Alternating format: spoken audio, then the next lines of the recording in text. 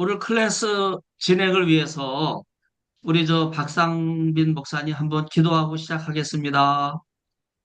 네, 기도드리겠습니다.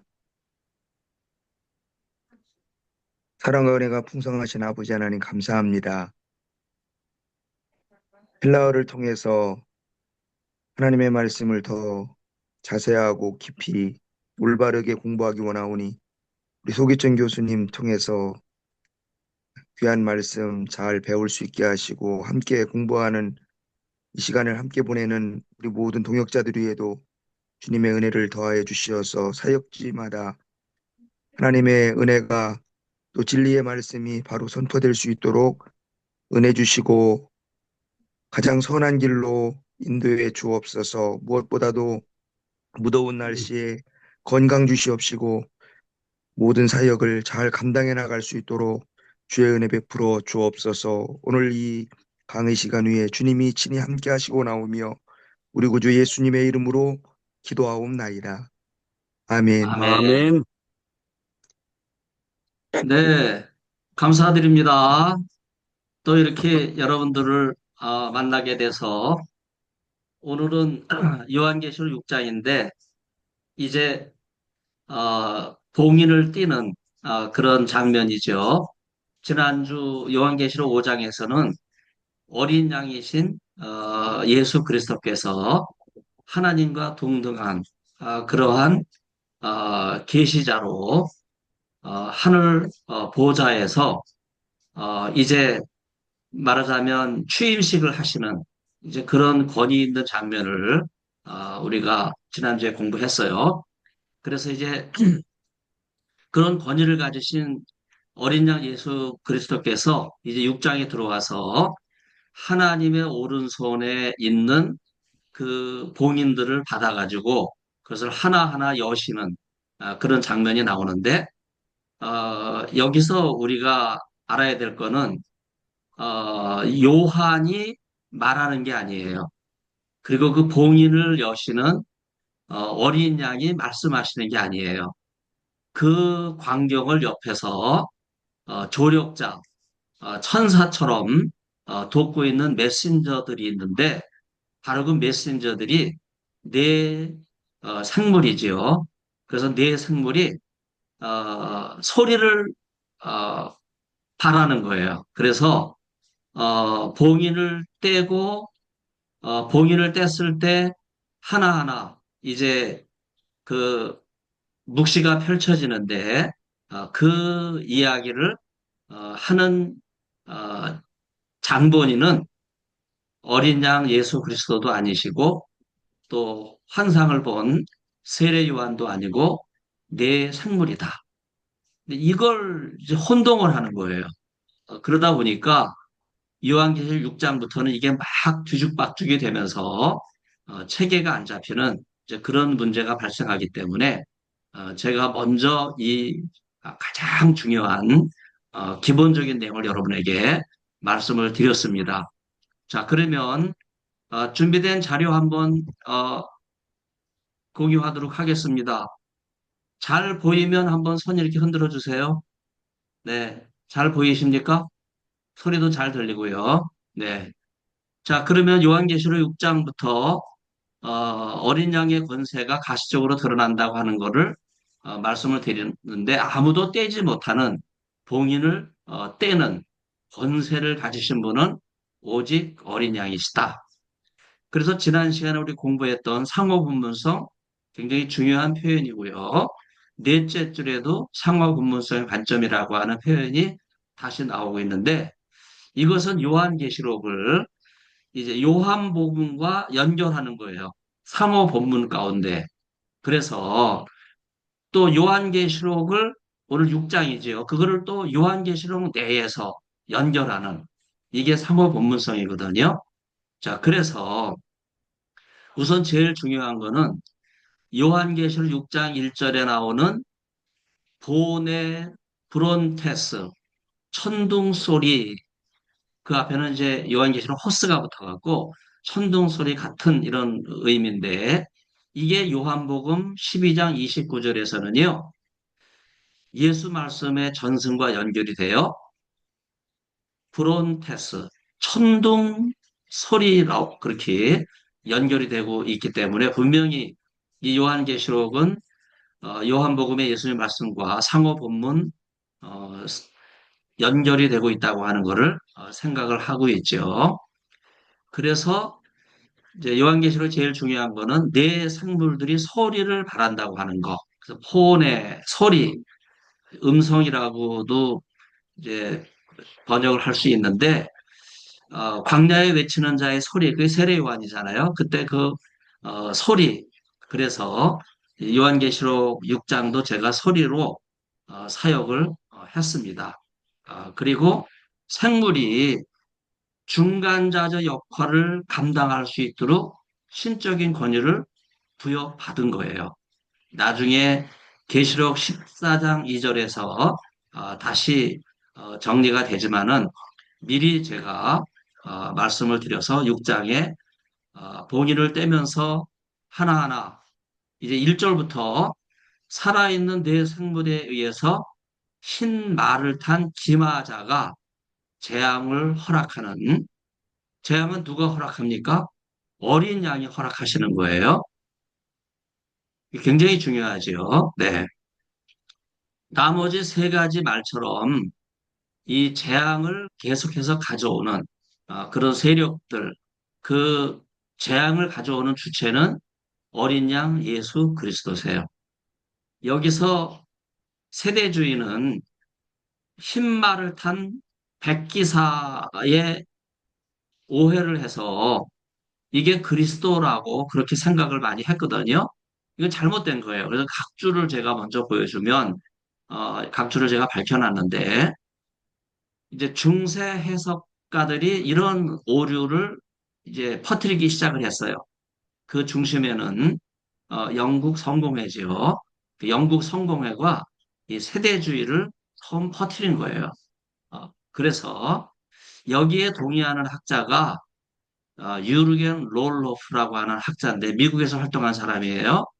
이 사람이 가장 대표적인 어, 세대주의 학자의 말하자면 이제 오류를 보여주는 사람이라고 말할 수가 있겠습니다. 그래서 우리가 이것을 이해할 때 흰말 전승은요 이미 로마를 중심으로 해서 이제 지중해를 이해하게 될 때 로마 북쪽의 여러 지역들, 그 중에서 로마가 명시하는 그 세력이 하나 있는데 그게 파르티아예요. 이 파르티아의 실체를 신약 서적을 보면서 잘 이해를 못 하는데 결국은 로마가 1세기에 66년 예루살렘 성전이 멸망했을 때 그때 로마는 막강한 세력을 가지고 지중해 세계를 평정한 걸로 그렇게 보이지만요. 그 같은 해에 북쪽의 파르티아가 로마를 공격해서 사실은 66년 예루살렘 성전이 멸망하면서 사실은 그때부터 로마도 멸망의 징조가 보였다. 이제 그런 걸 우리가 생각해 볼 수가 있는데 바로 이런 내용들이 우리가 요한계시록과 또 구약과 이런 내용들을 상호 본문성 속에서 연결을 지을 수 있다고 하는 거예요. 자, 그래서 어린 양에게 주어진 권세 6장에서는요, 어, 본인들이 열려지면서 재앙이 나오니까 전쟁과 같은 재앙을 허락하시는, 그래서 이것이 신적인 주권, 어린 양의 주권 아래에 있다 하면서 봉인, 일곱 봉인과 일곱 대접과 일곱 나팔 재앙과 같이 이 모든 것은 어린 양 예수 그리스도께서 주관하고 계시는 거예요.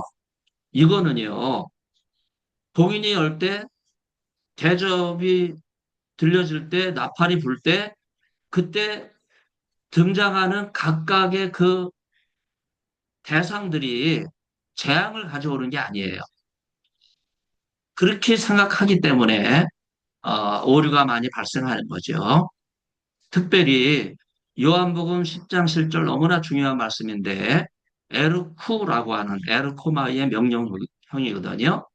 오라, 오라. 하는 그런 표현인데 이 표현이 6장에 계속해서 반복되고 있죠. 그래서 그 말을 하는 사람이 오라라고 하는 소리를 바라는 주체가 내 생물이에요.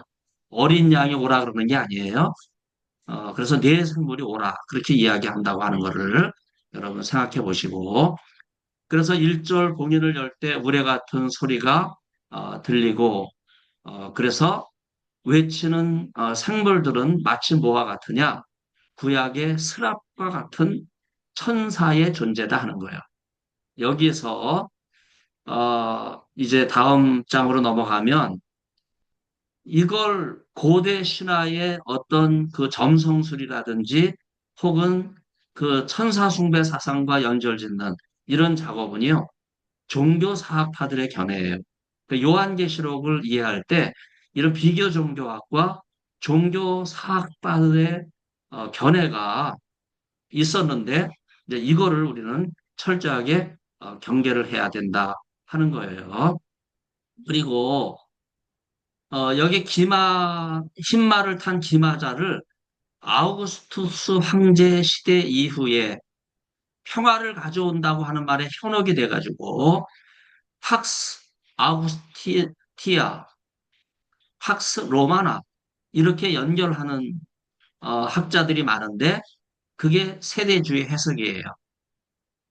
그래서 제가 이 백기사를 승리한다고 하는 말에서 오해를 주기 때문에 저는 이번에 사역을 승리자가 아니라 정복자다. 그런 표현을 사용을 했어요. 그래서 아까도 언급했던 이 롤로프가 백기사를 그리스도의 등장으로 표현하는 예언이다. 이렇게 이야기를 했거든요. 그 굉장히 잘못된 거예요.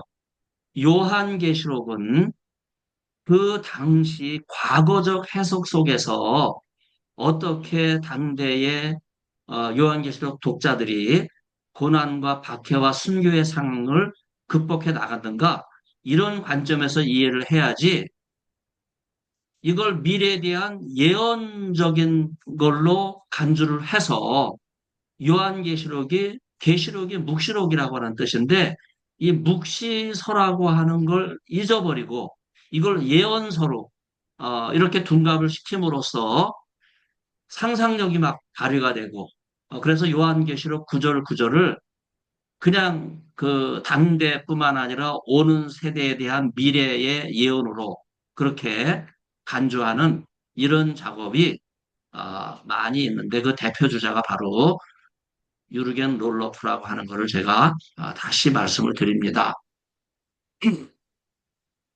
그래서 내 생물은요, 주권적 권세 아래 누가 그 주권과 권세를 줬어요? 신적인 권세를 어린 양이 주신 거예요. 어린 양이. 그래서 5장에서 어린 양이 취임식을 하실 때 24장로와 네 생물이 찬송하잖아요. 그리고 어, 피 흘린 성도들도 찬송을 하잖아요. 찬양을 받으시는 분이 어린 양 예수 그리스도시다. 그 찬양은 내 생물에게서도 받으시는 찬양이에요. 그렇기 때문에 6장에서 내 생물의 이 중간자적 역할, 이것을 우리는 에스겔 1장과 이사야 6장에서 스랍들 관점에서 이해를 할 수가 있고, 사도행전 12장에서 바울과 신라가 감옥문을 천사를 통해서 여는 그런 장면과 연결을 해볼 수 있기 때문에 요한계시록 6장에 등장, 6장에는 천사라는 단어는 안 나와요. 그럼에도 불구하고 천사라는 이미지, 메신저의 역할을 내 생물이 감당한다 하는 것을 생각을 해볼 수 있습니다. 그 다음에 큰 칼을 받는 것은 재앙을 야기할 수 있는 권한을 받았다고 할 수 있어요. 그래서 엘리사가 엘리야로부터 갑절의 영감을 받았는데 제가 이 얘기는 꼭 하고 싶어요. 대머리로 놀림을 받잖아요. 저는 그게 이해가 안 됐어요. 그런데 그런 놀림을 받자 곰을 불러내서 42명의 아이를 죽여요. 어떻게 이런 일이 있을까? 하나님의 종을 업신여기면 안 된다고 하는 경종을 울려주고 있는 거거든요. 이게 신적인 권위예요. 이러한 권위를 어, 받아서 그것을 이행하는 어, 이제 그런 내용을 우리가 정리를 해야 되고, 그래서 이런 재앙은 어린 양 예수 그리스도의 허락 하에 오는 것이다. 이런 거를 생각을 해볼 수 있습니다. 그 다음에 5절에서 그 검은 말이 어, 우리말이 뭘로 돼 있나 제가 기억이 안 나는데 멍에를 가지고 혹은 저울을 가지고 이게 둘 다 같은 단어예요. 그래서 둘 다 같이 이해를 해야 되는 상황인데 여기서 예레미야가 이런 재앙을 통해서 제시하는 목표, 방향이 있어요. 그건 다른 게 아니죠. 회개를 촉구하는 거거든요. 그런 점에서 이런 많은 피할 수 없는 문제들이 발생하게 될 때, 바로 이런 문제를 요한계시록의 독자는 알고 있고, 그들을 설득시키고, 고난과 환난과 순교 속에서 그 상황을 이기도록 하기 위해서, 과거의 그러한 상황을 연결 짓는다 하는 것을 볼 수 있어요. 그 다음에, 6절이 조금 분명해지는데, 내 생물의 소리가 어디서부터 들리나 천상으로부터 들린다 하는 것을 이야기하면서 여기 물가 폭등을 예를 들고 있는데 다른 밀이나 보리는 생산량을 막 조절을 해요. 그래서 값이 4분의 1로 떨어지고 4분의 3으로 떨어지고 이런 문제가 발생하는데 황제가 칙령을 내려가지고 올리브유와 포도주는 해치지 말라고 하는 그런 포고령을 내리거든요. 가격 변동이 없는 그런 상황이라고 말씀드릴 수가 있어요. 그러다 보니까 실제로 이런 고급품은 귀족들이 먹는 거고 일반인들은 밀과 보리를 먹는 건데 이게 8배에서 16배나 폭등하는 이런 상황이 제기될 때 서민들의 경제가 심각한 위기에 봉착하게 된다 하는 거예요. 그래서 이때 황제가 수에트니우스 황제인데 또 도미치안 칙령에도 언급되어 있고 이런 내용들이 요한계시록 독자가 살아가는 그 당대의 경험이었다 하는 것을 우리가 생각을 해볼 수 있어요. 이런 상황에 가뜩이나 경제적으로 어려운데 북쪽에서 아까 언급했죠. 군사들. 제가 일부러 가로를 쳤어요. 파르티아가 지역 주민들의 환심을 사는 거예요. 밀과 보리를 공급하면서. 결국은 두 가지의 어려움을 당하는 거죠. 파르티아의 군사력이 로마를 힘들게 하고 또 파르티아의 이런 그 서민들에게 환심을 사는 이런 내용이 점점 로마로 하여금 국력을 잃어버리게 하는 그래서 천년제국이 무너지는 말하자면 그 큰 댐에 작은 구멍이 발생하기 시작했다. 이제 그렇게 생각을 해볼 수가 있습니다. 그런데 이러한 기근도 하나님의 신적인 계획을 이행하는 도구가 된다 하는 거예요. 다 하나님의 국가를 심판하시기 위한 현상이라고 하는 것을 우리가 여러 하나님의 계획과 관련되어 있는 어, 이제 구절들을 연결 지을 수 있고 8절의 칼과 기근 또 역병 이런 게 또 의인화된 죽음 이런 초월적 살인적 힘 이런 것도 다 하나님의 계획을 이행하는 그런 과정이라고 하는 것을 보여줘요. 8절은요, 그 원인은 악한 사람에게 그 죄가 원인이지 이 재앙을 허락하시는 하나님에게 있는 것이 아니라 하는 것을 분명하게 말씀을 드리고 있어요. 그래서 악인을 향한 신적 심판 지금은 악인이 득세를 하면서 마치 어, 하나님의 허락을 받아가지고 어린 양의 허락하에 신적인 계획을 수행하는 것처럼 보이지만 그러나 하나님께서는요 이것을 묵과하지 않고 마지막 때에 반드시 그 악인을 심판하신다고 하는 사상이 여기 숨겨져 있어요. 바로 6장에도 그것을 바로 이야기하죠. 구절의 순교자들의 그 제단 아래서 이제 자리를 잡고 있는 이런 장면, 지난주도 언급했지만은요, 어린 양의 그 십자가에 피 흘리신 사건이 땅에서만 일어난 것이 아니라 곧바로 하늘에서도 일어나는 이런 사건, 그런 것과 연결을 지어서 이제 구절의 순교자들의 그 재단이 하늘 재단 밑에 자리를 잡고 있다 하는 것을 그래서 이때 많은 순교자들이 도미티안 황제 때 또 네로 황제 초기에 네로 황제 때부터 도미티안 황제 때까지 그 긴 기간 동안 요한계시록 독자들이 순교의 상황 속에 내몰리고 있었는데 바로 그것을 살해하다라고 하는 단어 4절과 9절에서 나오죠. 어, 스프라기조라고 하는 단어죠. 그 다음에 죽이다라고 하는 단어, 아포크테이노라고 하는 단어가 또 두 번 나와요. 그러니까 살해한다는 단어 두 번과 죽이다 하는 이 두 단어, 네 단어를 언급하면서 피해 순교, 또 거기에 대한 보상, 또 하나님께서 어린 양이 이걸 보상하지 언제까지 보상하지 않으십니까? 이렇게 6장이 탄식하고 있는데 그러나 반드시 하나님께서 악인을 심판하신다 하는 것을 이야기를 합니다. 그 요한계시록의 하늘 보좌가 이사야 6장에서처럼 우주적인 차원에서 나타나는 거죠. 그 대개 휴거 그러면은요, 자기가 믿는 공동체 하나만 휴거하는 걸로 그렇게 이해하는 게 세대주의거든요. 그 잘못된 거예요.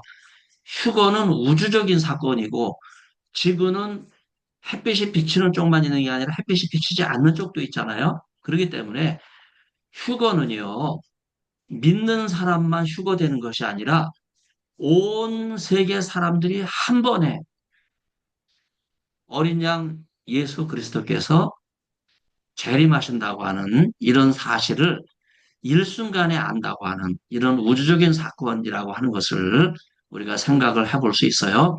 수데반도 순교할 때 이러한 우주적인 영광의 하나님을 목격했죠. 그래서 순교자들이 6장에서 탄원을 합니다. 이런 탄원하는 모습이 어, 스테반에게서는 죄를 용서해 달라고 하는 이런 순교자의 모티브 또 순교자의 자세 이런 것이 여기 등장하고 있고 그러면서 어, 이게 보상에 대한 내용이 나오죠. 이게 보상이 없으면요 신앙생활을 이 땅에서 우리가 할 수 없어요. 언젠가는 갚아주시지 않겠습니까? 언제까지 이렇게 악인이 득세하도록 놓아주실 것입니까? 하는 그러한 신원, 탄원이 여기 등장하고 있죠. 여기 11절은요, 똑같은 루코스라고 하는 흰이라고 하는 단어지만, 흰 옷, 순결한 옷이라고 하는 차원에서 이거는 흰 말을 탄 기사와는 다른 거예요. 이거는 성경에서 순교를 의미하는 그런 내용이기 때문에 거기 이상한 이제 오타가 하나 나와도 제가 바로 잡겠습니다. 또 한글 오타도 바로 잡고요. 그래서 이게 극명한 대조법이에요. 그래서 의로운 자들이 11절에서는요. 흰 두루마리를 입고 잠깐 동안이지만은 휴식한다 하는 거예요. 휴식이라고 하는 건 굉장히 중요한 거죠. 어떻게 순교의 상황에서 휴식할 수 있을까 하는 생각이 들 수 있을지 모르지만은 위기에 봉착하게 되었을 때 휴식을 취하는 사무엘을 불러내는 그런 장면을 우리가 사무엘상 28장 7절에서 볼 수 있는 것처럼 여러분 이 휴식이라고 하는 단어가 요한계시록에까지 이어진다 하는 것을 말씀을 드려서 제가 일부러 휴식이라고 하는 단어로 쉼이라고 하는 단어로 사역을 했어요. 12절에 심판이라고 하는 표상이 이제 다양하게 등장하죠. 지진이라든지 또 달이 핏빛으로 변한다든지 해가 염소 털옷처럼 검은색으로 바뀐다든지 이런 내용, 땅이 진동하는 현상, 하늘이 말리는 현상, 산과 섬이 이동하는 현상, 또 하늘의 말림이 또 두루마기와 연결짓는 이런 모습들, 이거는요 상호 본문성으로 이해해야 되는 그런 내용이지 이 장면 자체가 어떤 의미가 있느냐 이것이 예언이다 이렇게 이야기하면서 그것을 장차 일어날 일, 그 다음에 이 요한계시록보다 후대에 일어난 일들에 적용하는 이런 작업을 하기 시작하면 바로 그게 세대주의거든요. 이거는 그렇게 이해할 것이 아니라 구약의 본문, 신약의 본문과 상호 본문 속에서 연결해야 바르게 이해할 수 있는 그런 메시지라고 하는 것을 볼 수 있어요. 그리고 요 공간복음의 소목시록이 있죠. 마태복음 24장, 마가복음 13장, 누가복음 21장에 이 심판의 계획이 기록되어 있는데 바로 악인을 향한 멸절, 이거는 동시에 의인에 대한 보상이거든요. 이것이 항상 같이 가고 있다고 하는 거. 그래서 악인의 심판이 크면 클수록 의인의 보상은 곧 뒤따른다고 하는 이러한 메시지를 주고 있다고 말할 수가 있겠습니다. 그래서 아모스 6장 10절에서 17절의 말씀처럼 하나님을 대적하는 세력은 반드시 종말이 다가오고 그 죄악은 반드시 심판을 받는다 하는 그러한 말씀을 소개하고 있어요. 마지막 17절에서는요, 악인이 두려워하는 그러한 현상이 나오는데 이미 이거는 구약 여러 예언서들 가운데서 등장하고 있는 그러한 표현이고 특별히 스바냐 2장과 이사 63장에서 여호와께서 진노하시는 날, 그래서 구약이 진노로 되어 있기 때문에 이걸 우리 성경에는 분노로 아마 되어 있는 것 같은데 제가 진노로 다 통일을 해서 이해하는 것이 좋겠다 하고 제안을 했습니다. 그래서 15절에서는요, 바로 이들, 왕이라든지 귀족들라든지 기득권을 가진 세력들, 이들을, 어, 이 환상을 보는 요한이 비판하는 그러한 장면이 나오는데, 당대에 많은 노예들이나 일반인들이 귀족이나 왕들과 또 그 기득권층에 의해서 수탈을 당하고 어려움을 당했던 이러한 상황을 16절에서는요, 바로 그들의 얼굴에 산과 바위가 떨어진다. 이제 그렇게 이야기할 정도로 하나님의 심판은 급하게 나타난다 하는 그러한 사실을 알 수 있어요. 여기서 불투만이 제안했던 하나님의 뜻은 적극적인 면에서 사랑의 법이기 때문에 이것이 국가의 어떤 질서를 만들고 이러한 그 큰 국가의 질서를 위해서 개인의 권리는 포기될 수 있다고 하는 이런 주장을 했는데 그러나 이러한 불토만의 주장은요 낙관적인 주장이에요. 그런 점에서 15절은 로마 왕들은 분명히 로마의 제국을 가리키는 거예요. 왜냐하면 그 당대를 살아갔던 요한계시록 독자였기 때문에. 그래서 이들이 어떻게 어, 이스라엘을 억압했고 또 예수 믿는 성도들을 요한계시록의 독자들인데 어떻게 고난과 심판의 자리로 끌고 갔는지 이제 이런 거를 보여주고 있는 그런 내용이라고 볼 수 있어요. 그래서 6장 전체는요. 의로운 자들의 신원이에요. 그리고 그들의 고난과 순교에 대해서 반드시 하나님의 정의가 나타나서 보상을 해주신다고 하는 바로 이러한 보상은요, 악인에 대한 심판과 응보라고 하는 그런 그 핵심적인 메시지가 6장 연구의 주가 돼야 된다. 그래서 제가 다시 한번 마지막에 이렇게 결론을 맺었습니다. 자, 그러면 우리 박상빈 목사님부터 이경희 목사님, 정민혁 전사님, 네, 우리 금천생명수교회 그 순서대로 한 절씩 제 사역을 좀, 네, 낭독하시도록 하겠습니다. 선생님, 저기 조금만 좀 글씨 켜주시면 안 될까요? 글씨 제가 못 키워요. 이미 아, 이거는 거기서, PDF 아, 파일로 돼 있는 거기 때문에, 거기 예, 위에 플러스를 누르면 좀 커지는데. 플러스 누르면 켜져요. 네. 플러스. 플러스가 어디 있는지. 그 위에 꼭대기 있는데. 이거 밑으로 내려가 버렸네. 네. 아무튼 잘 보세요. 네. 네.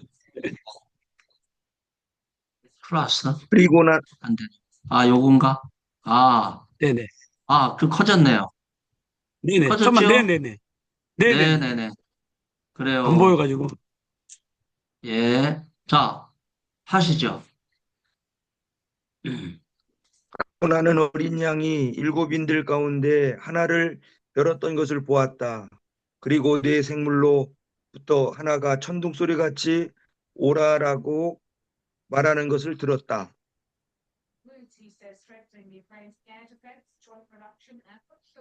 이양이 소리 키시고, 그리고 내가 보았다. 보라, 흰말 위에 탄 자가 활을 가지고 있다. 그리고 면류관이 그에게 주어졌다. 그런데 그가 정복하면서 왔고 정복하였을 것이다. 그리고 그가 둘째는 열 때 나는 둘째 생물의 소리를 듣다. 이르기를 오라. 그리고 불타는 다른 말이 나왔다. 말 위에 앉은 그에게 땅으로부터 평화를 취하도록 주어졌다. 그리고 그들이 서로 상의할 것이고 큰 칼이 그에게 주어졌다. 살해할 그리고 것이고 큰 칼이 그에게 주어졌다. 네, 5절 그, 올렸어요. 그리고 그가 셋째 있는 때 나는 셋째 생물의 소리를 들었다. 이르기 오라 내가 보았다. 보라 검은 말 위에 탄 자가 그의 손에 저울을 가지고 있다. 그리고 나는 그리고 네 나는 제가 5절 읽었어야 되는데 정민호 먼저 목사님, 읽었어요. 네, 정민 천사님, 네, 6절. 그리고 나는 내 생물 가운데서 소리 같은 것을 들었다. 이르기를 밀의 4분의 1이 데나리온이요 보리의 4분의 3이 데나리온이다. 감람주와 포주를 해치지 마라. 이영고 목사님 7절. 그리고 그가 넷째를 열 때 나는 넷째 생물의 소리를 들었다. 이르기를 오라. 그리고 네, 나는 8절 올릴게요. 보았다. 네, 녹색말 위에 앉은 그에게 죽음이란 이름이 지옥이 그와 함께 따라오고 있었다. 그들의 죽음 등으로 그리고 땅의 짐승으로 말미암아 땅에 살해하도록 권세가 주어졌다. 그리고 그가 나는 제단 아래에서 하나님 그리고 그가 가지고 있었던 증거 때문에 살해당한 사람들이 있다. 그리고 그들은 큰 소리로 울었다. 이르기를 오 진실하신 오 주인이시여 언제까지 당신은 땅 위 우리의 피를 심판하고 복수하지 않으십니까? 11절. 그들 각자에게 흰 두루마리가 주어졌다. 그리고 그들의 동료 종들과 그들과 같이 죽게 될 가진 일이 차게 되도록 아직 작은 때는 말을 들었다. 네. 12절.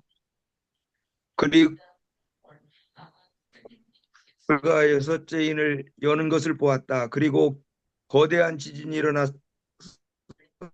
대양은 검은 머리털로 짠과 같이 검게 되었고 달은 피같이 되었고 하늘의 별들은 무화과 나무가 강한 바람에 흔들려서 설근 열매를 던지듯이 땅에 떨어뜨리고 있었고, 하늘은 구름 일게 되듯이 사라지게 되었고 산과 섬은 그들의 장소부터 움직여져 있었다. 그리고 땅의 왕들과 들과 장군들과 부자들과 세력가들, 노예들, 자유인들이 스스로 동굴과 산의 바위들 틈에 숨었고 네. 그들이 산과 바위들에서 외치기를 우리 위에 떨어져라 보좌에 앉으신 분의 얼굴과 어린 양의 분노로부터 우리를 라 왜냐하면 진노의 거대한 날이 그들에게 왔다. 그런데 될 수 있을까? 네. 아멘.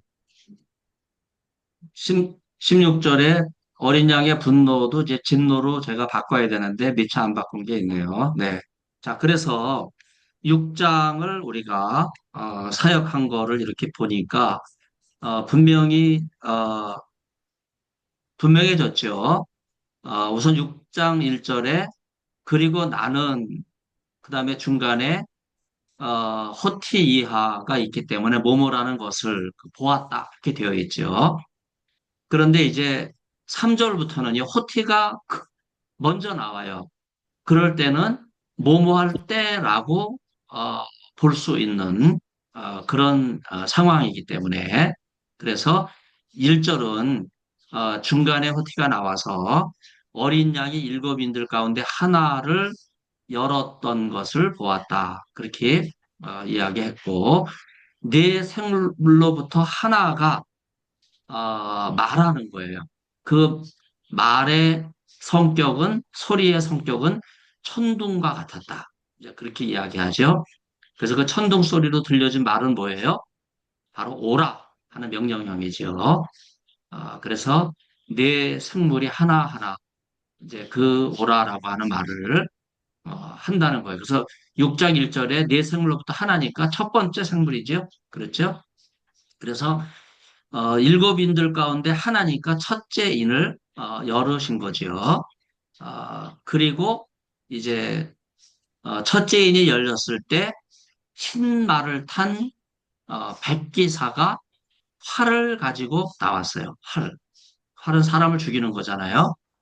그런데 그에게 면류관이 주어졌고 이긴 자라고 하는 걸 우리가 요한계시록 앞에서 봤는데 이게 이긴 자가 아니에요. 여기는 현재 분사로 정복하면서 그런 의미이기 때문에 면류관이 주어졌다고 해서 이 흰말을 탄 기사 그게 어, 어린 양이 아니죠.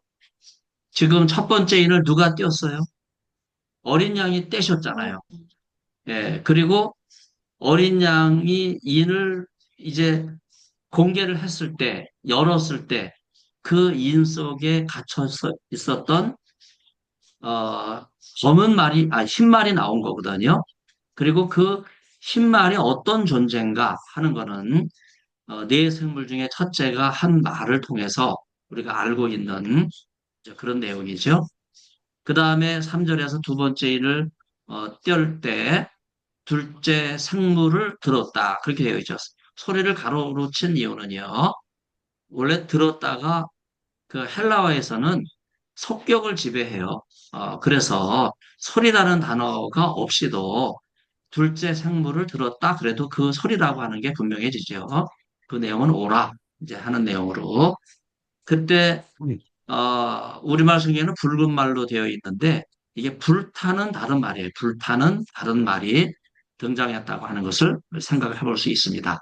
자, 시간이 돼서 여기서 이제 정리를 해야 될 것 같은데, 네.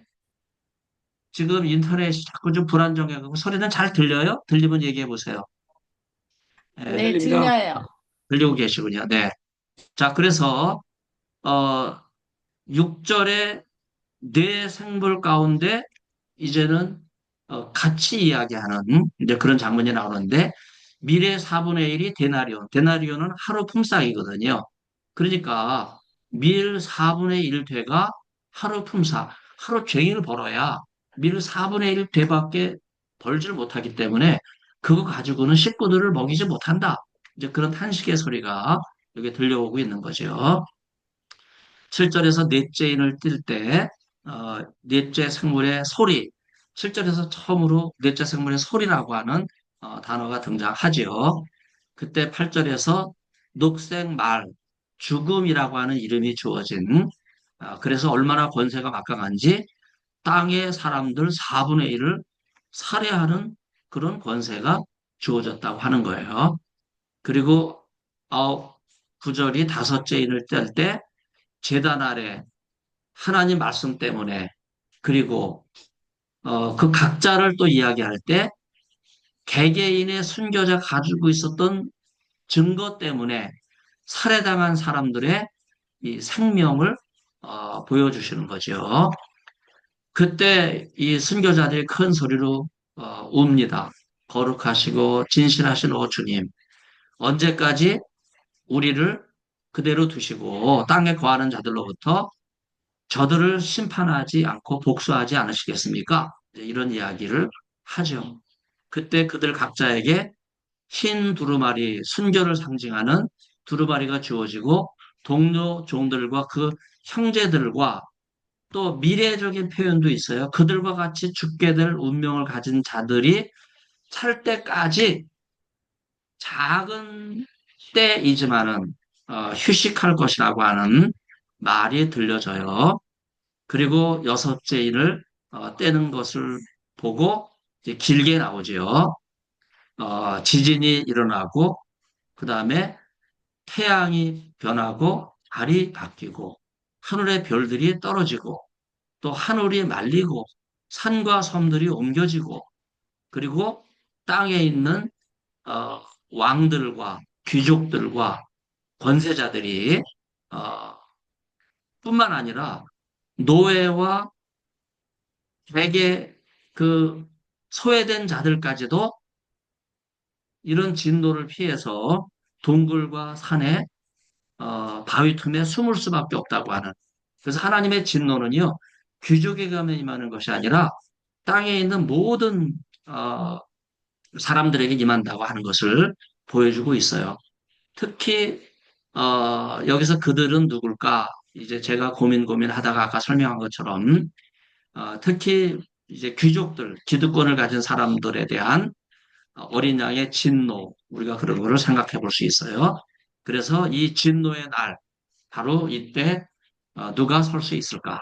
이런 여섯째 인이 열려지면서 들리는 그런 이야기까지 오늘 공부를 했습니다. 혹시 질문이 있으십니까? 네, 제 질문은, 질문이, 예, 하세요. 네, 아까 전에 교수님이 요한계시록 때에 요한이 그 수하시는 교육이 그 당대 일에 대해서 예언한 거고 미래랑 연결을 시키주의적인 해석이라고 했잖아요. 그거는 세대주의, 롤로프의 주장이에요. 그러니까 그런 롤로, 어, 미래랑 연결을 시키면 세대주의라고 하신 거잖아요. 그렇죠. 맞아요. 네네. 네, 근데 제가 THM 할 때 요한 교수님한테 배울 때 신학은 그 실현된 종말론과 현대적 종말, 미래적 종말론 그리고 그 마지막이 천국 종말론 그게 계시적 종 뭐죠? 심판하는 걸 무슨 종말론이죠? 자, 무슨 얘기인지 심판된 성, 알겠는데요.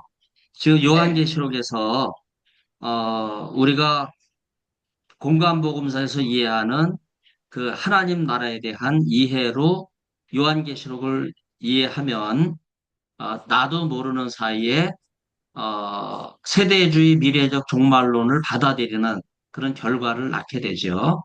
그래서 그 대표적인 학자가 롤로프예요. 그리고 그 학자들을 추종하는 장신대 교수들이 있어요. 그런 점에서 장신대도 세대주의가 자기도 모르는 사이에 들어와 버렸다. 이제 그런 거를 생각을 해야 되죠. 그러니까 요한계시록에 교수님, 대한 네. 깊은 이해를 하질 못해서 그래요. 그러니까 교수님 얘기로는 요한계시록에는 미래에 하나도 없다는 얘기잖아요. 예언서로 보는 게 아니라 하는 거죠. 그렇죠? 왜냐하면 요한계시록은 미래에 대한 예언을 목적으로 해서 쓰여진 걸로만 보려고 하기 때문에 문제가 제기됐다 하는 거예요. 자, 시간이 돼서 여기까지 하고 우리가 다시 모이도록 그렇게 하겠습니다.